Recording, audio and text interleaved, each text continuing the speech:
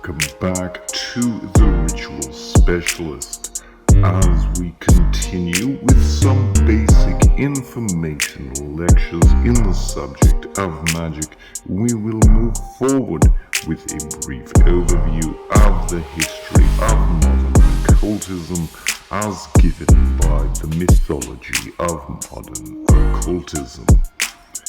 We begin, of course, with the creation of the universe, which was, of course, accomplished by magic. Magic itself possibly even creating the gods, as it appears that even gods are subject to the rules of magic. The process of creation would involve many successive generations until the original people would come about. The identity of these original people depends on source and perspective. In a sense, the gods were the original people, or possibly the angels or servants created by a singular god. However, these types of beings made of spirit substance are generally considered to exist above or in an earlier generation. In the physical realm of manifestation, there are also many possible identities for the original people, who might be trolls, fairies, or theriomorphs. They may possibly be ancient reptilians, aliens, or some other non-human species. In some cases, the original person might be a singular entity, such as Adam.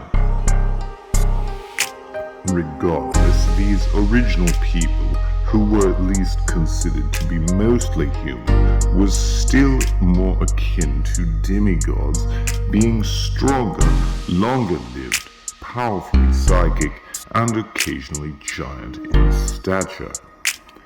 They also lived in a highly advanced techno-magic society, either in some lost civilizations such as Atlantis or Lemuria, or possibly underground in the sky or on another planet.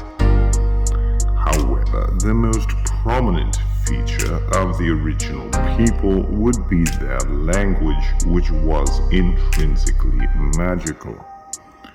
The original language was mathematical, radical, and onomatopoeic to the extent that it was a language of true names, where the words described the actual nature of things in a way that could not only summon or control the things named, but could also speak events into action, and openly displayed a system of correspondent sympathies between things.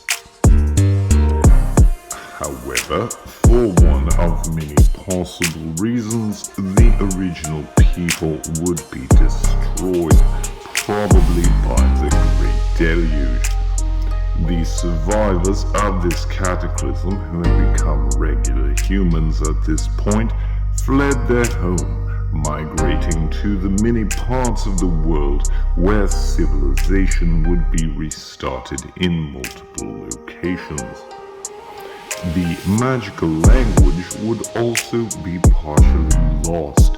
However, its alphabet would be retained and would become codified as the keys of the tarot, which would be kept in its purest form by the ancient Egyptians and by the wandering Roman people. Though other remnants of the language and teaching would inform the occult mystery schools of the Mediterranean and Far East. The Egyptians would use the keys as the basis for their priestly magic, which would then be transmitted to the ancient Hebrews by Moses.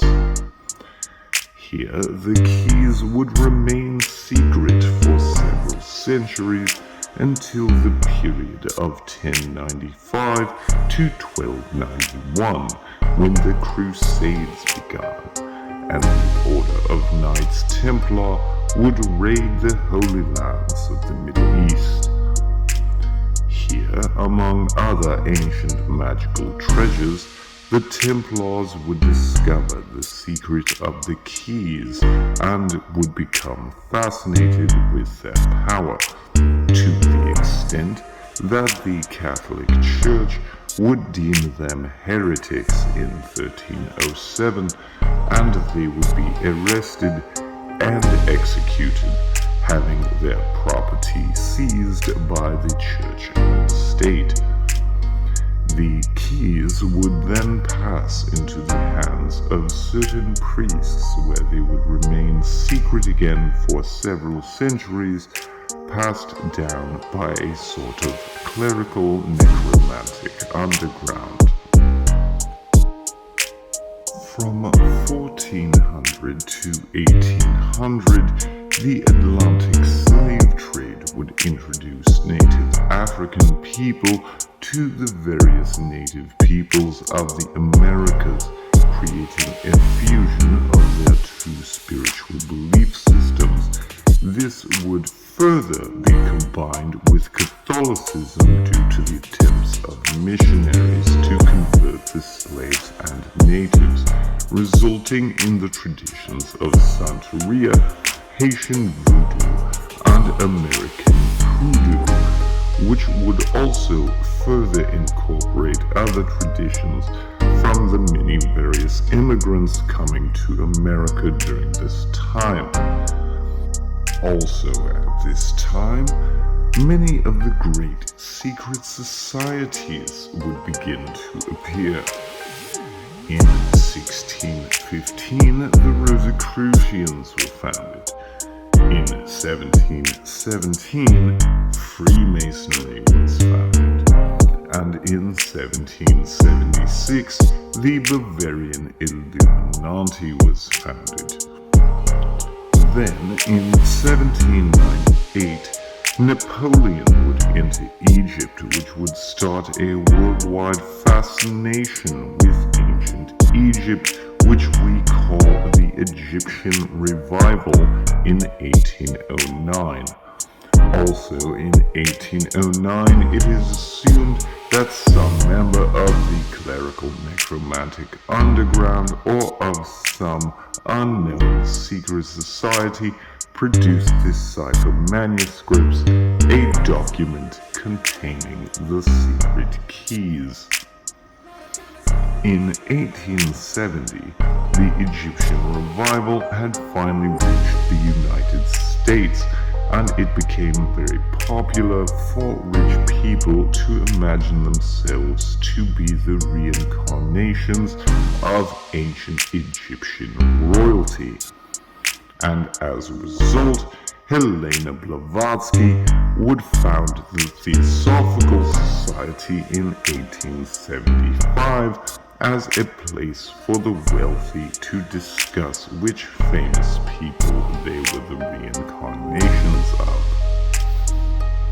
In 1886, William Wynne Westcott, a member of the Theosophical Society, would receive the cipher manuscript, which would be decoded in 1887, and he would use them as the basis to start the Hermetic Order of the Golden Dawn.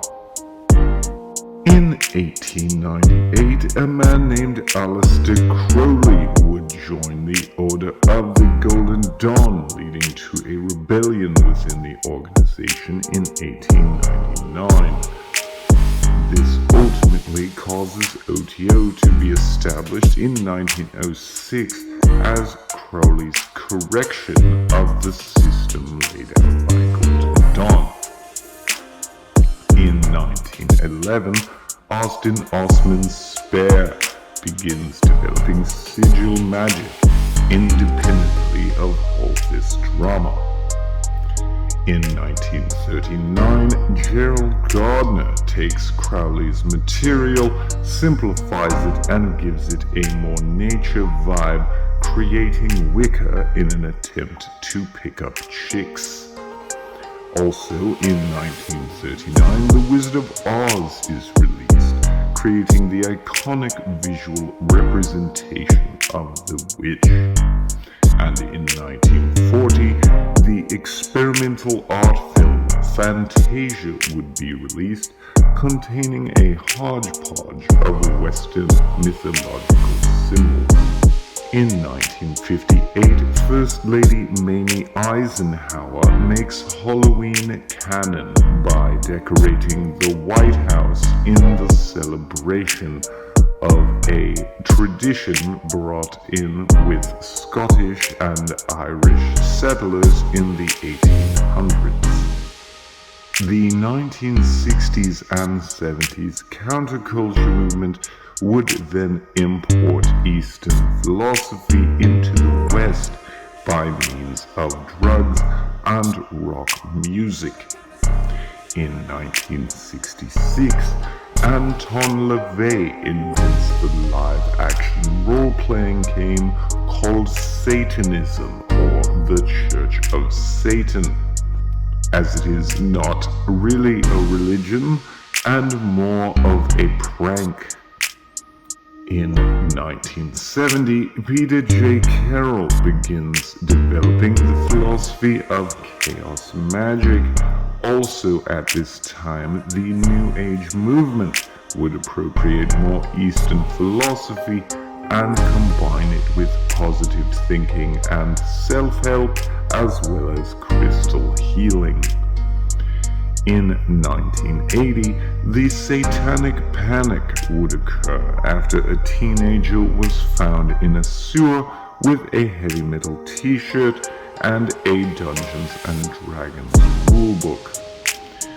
In 1981, the Temple of Psychic Youth is founded as a sort of troll combination of a chaos magic fraternal lodge order and a pirate TV station.